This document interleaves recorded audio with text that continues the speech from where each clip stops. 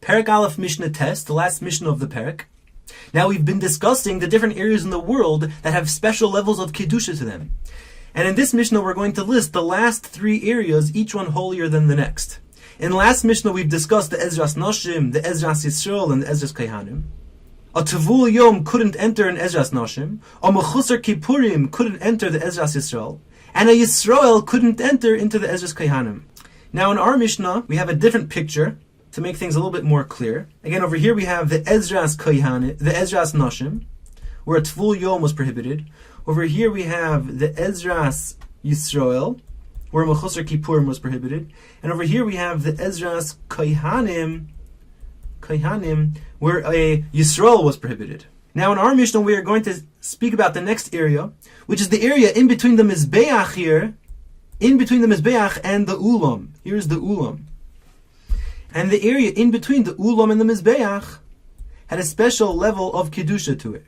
This orange area over here has a special level of Kedusha, because number 1, look down here, a Kohanim with certain mumim, if a Kohen had certain blemishes, for example, the Torah says if they have a sunken nose, and you could paint both eyes with one stroke of a brush, that's considered a blemish. Or if one eye is bigger than the next, or one leg is longer than the next, these are considered mumim, blemishes, and a Kohen with a blemish is not able to do the avodah, is not able to serve.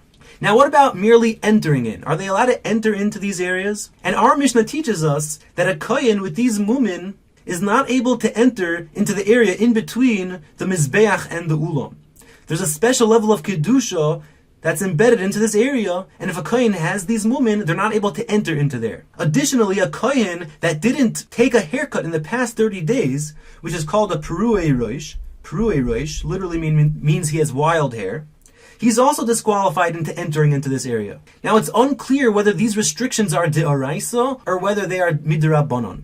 For sure midoraisa, these kohanim are not able to serve. They're not able to serve and do avodah. But the question is, could they merely enter without serving? This isser of merely entering is unclear whether it's midrabanan or whether it's de'oraisa. The Bartanura, which is the parish we always stick to, says it's de'rabanan. However, he brings the Rambam that holds it's a isser de'oraisa. The next holiest space is the Heichal over here, because a Kohen couldn't enter into the Heichal if he hasn't washed his hands and feet. Shelo yerochetz, if you didn't wash, yedayim viraglayim. If you haven't washed your hands and feet from the kir, then you're not allowed to enter into the Heichal. Additionally, a shesuye yayin, look up here, a shesuye yayin, a Kohen that drank a revius of wine, approximately 3.5 ounces of wine, is prohibited into entering the Heichal. And again, it's not clear if these 2 Isurim are Isuri Derabanan or Isuri Deraisa. Merely entering without performing any Avodah, whether it's Isur Derabanan or Isur Deraisa. Now what's interesting is that we see that the disqualification of a mum and Perek Rosh is worse than being intoxicated or not washing your hands and feet. Because the Kohanim with a blemish and with wild hair, they weren't even able to enter the place in between the Mizbayach and the Ulam. While the Kohanim that were intoxicated or they didn't wash their hands and feet, they were allowed in that area, and they were just restricted into the Heichal. And that's because the Kohanim with a mum or Perek Rosh or with wild hair, their disqualification is worse because it's inherent in their body. Their body has a mum, or their hair is grown out, while the Kohanim that were intoxicated or they just didn't wash their hands and feet, it's not as inherent, it's not as bad of a disqualification, and therefore they were allowed in between the Mizbayach and the Ulam, and they were just restricted into the Heichal. So now let's read this inside. We have Bein ha'ulam v'la Mizbayach, in between the Ulam and the Mizbayach is Mekudesh Mimena, is even more holy than the Ezras Kohanim. She'ein balei mumin u'Perek Rosh nichnosim l'sham. Because a Kohen that has a mum or has wild hair is not able to enter there. Ha-Heichal is Mekudesh Mimenu. The Heichal is even holier than the area in between the Ulam and the Mizbayach. She'ein nichnas l'sham, because you're not allowed to enter there. She'lo richutz yadayim v'raglayim, if you haven't washed your hands and feet from the kir. Additionally, a shesuye yayin, a Kohen that drank a revius of wine, a shesuye yayin, is also restricted from entering into the Heichal. The Mishnah said one rule that showed its holiness, that you can't enter if you didn't wash your hands and feet. Even though there are other rules that shows its holiness, for example, a shesuye yayin can't enter in here. But the Mishnah didn't list all of the rules that shows its holiness, it just mentioned one of them. The next area is the holiest place on the world. The Kodesh HaKadoshim, which is past the Heichel into the Kodesh HaKadoshim, is Mekudesh Mehem, is the holiest from all other areas. She'ein nichnas l'sham, you're not allowed to enter into the Kodesh HaKadoshim, ela kohen gadol, unless you're the kohen gadol, b'yoyim HaKippurim, and it's on Yom Kippur, b'shas ha'avodah, during the time that you're doing the avodah. The 4 times that the Kohen Gadol entered into the Kodesh HaKadoshim was to burn the Ketores. Number 2, to sprinkle the dam of the Chatas. Number 3, to sprinkle the Sir LaHashem, the goat. And number 4, to take out the spoon which had the Ketores on it. If the Kohen Gadol entered a 5th time, he's chayiv misa. Now we have Shitas Rabbi Yossi. Let's go back to our picture to figure out what Shitas Rabbi Yossi is.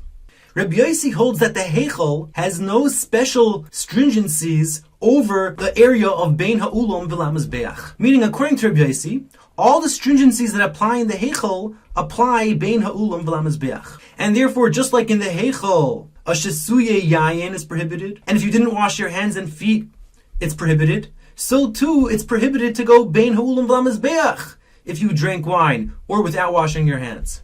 He holds that the Heichel and the Bein Ha'ulam V'la Mizbayach have the same level of stringencies. And all 4 of these prohibitions apply. A kohen with a mum can't go there. A kohen that hasn't taken a haircut in 30 days can't go there. A kohen that drank a revius of wine can't go there. And a kohen that didn't wash his hands and feet also can't go there. And now there's one more stringency that Rabbi Yossi holds applies to both areas. And that is, there's a mitzvah to burn the ketores twice. Every single day. The Kohen would burn the Ketores in the morning and Bein Ha'arbayim. The Ketores was burned in the Mizbayach Hazov in the Kodesh, around right over here, right smack in the middle of the Kodesh, right over here. And the halacha is that as the Kohen is burning the Ketores, no Kohen is allowed in the Heichel. There's an Isser D'Araisa for the Kohanim to enter into the Heichel. And that's because the Ketores needs to be performed privately. Because the Ketores is mechaper on the Averos, it's mechaper on Lashon Hara, which is done privately. And how do I know that the Ketores is mechaper on the Isser of Lashon Hara? Because it's a pasuk in Chumash. The pasuk says that when Korach's people all died, Klal Yisrael spoke Lashon Hara. They said, Atem hamitem es Am Hashem. They said, you Moshe, you're killing all of our people. And then a plague immediately came and started killing many, many Yidden. And Moshe said to Aaron, quickly, bring the Ketores. And he burnt the Ketores and the plague stopped. So we see that the Ketores is mechaper on Lashon Hara. And just like Lashon Hara is done privately, is performed privately, so the Ketores, which is mechaper on Lashon Hara, also has to be performed privately. And therefore, when the Kohen is in the Heichel, in the Kodesh, burning the Ketores, all the Kohanim have to vacate the Heichel during the Avodah of the Ketores. Now on top of that, the Rabbanon made a decree that the Kohanim also need to vacate the area in between the Ulam and the Mizbayach. Because we're afraid if a Kohen finds himself Bein Ha'ulam V'la Mizbayach, he's going to hear the Kohen performing the Ketores, and he's going to be a helpful type of fellow, and he's going to want to come into the Heichal to help the Kohen perform the Ketores. And since we're worried that he's going to enter into the Chayil, which is prohibited, so we prohibit him from going in between the Mizbayach and the Ulam. That's the Isser D'Rabbanon. Now on Yom Kippur, there was a special avodah to burn the Ketores in the Kodesh HaKadoshim, past the Kodesh into the Kodesh HaKadoshim, and they would burn the Ketores in the Kodesh HaKadoshim over here. Now when the Kohen Gadol burns the Ketores in the Kodesh HaKadoshim, was there a decree for the Kohanim to vacate the area in between the Ulam and the Mizbeach during that avodah too? And the Tanna Kama says no, because he's not going to think of entering into the Heichal to help the Kohen Gadol who's so far into the Kodesh HaKadoshim. No Kohen would think to do that. And therefore, there's no prohibition midrabanan to enter Bein Ha'ulam V'la Mizbayach during the Ketores on Yom Kippur. However, Rabbi Yossi argues, and Rabbi Yossi says just like there's a prohibition during the rest of the year during the daily Ketores to vacate the area Bein Ha'ulam V'la Mizbayach, so too on Yom Kippur the prohibition applies. So let's read this inside.